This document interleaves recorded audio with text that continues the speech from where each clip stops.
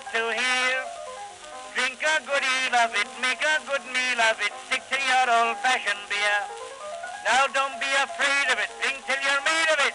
Now all together a cheer. And hello once again. This is Mark McDermott, the one-take beer reviewer and the guy who blogs about the Chicago beer scene at beeronaut.com. And once again, I am popping open another one of the Black is Beautiful collaborations, a collaboration of nearly 1,000 brewers in all 50 states and across the world in support of black causes and movements for equality. And as I've said, I hesitate to advocate for things when I haven't been supporting them financially myself, but I'm kind of doing what little I can by actually buying these and talking about them here.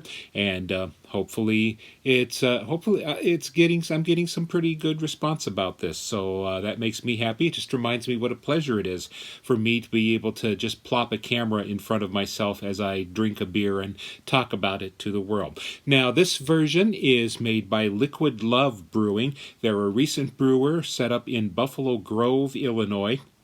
They are soon to be taking over the Prairie Crafts brewing space in that town, and this was kind of made with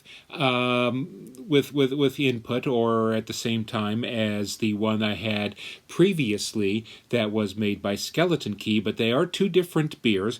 This one, again, it is an imperial stout at 10% alcohol by volume, and this one, and I want to read this directly off the can, is brewed with milk, sugar, cocoa nibs, vanilla, and smuggler's coffee. So sounds like we're headed for a beer latte here. And this one is the proceeds from the Liquid Love version are going to My Block, My Hood, My City in Chicago, and local chapters of the NAACP. So let's pop one, shall we?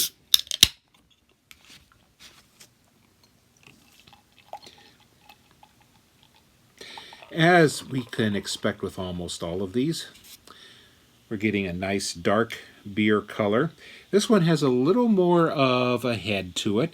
It's kicking up a nice tan head, as we can see.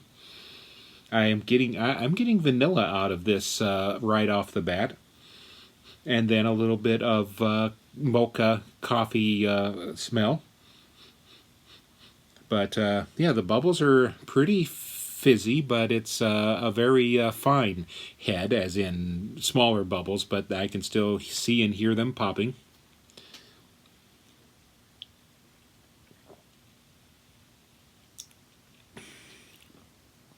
But there's a lot more cocoa in the taste to this. After that comes the coffee, and that's doing very well for it. And then the vanilla just kind of backs it all the way through. The vanilla is almost like you're just tasting the alcohol in a vanilla extract. Perhaps there is a pretty warming alcohol content to this. Yeah, I'm sitting this on a piece of cardboard.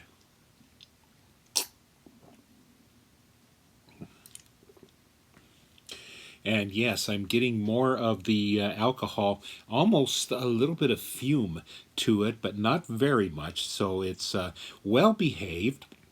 But I got the feeling by the time I'm done with this pint can, I'm going to be ready to go to sleep. But anyway, this has been sitting up very well in just a few minutes I've had it.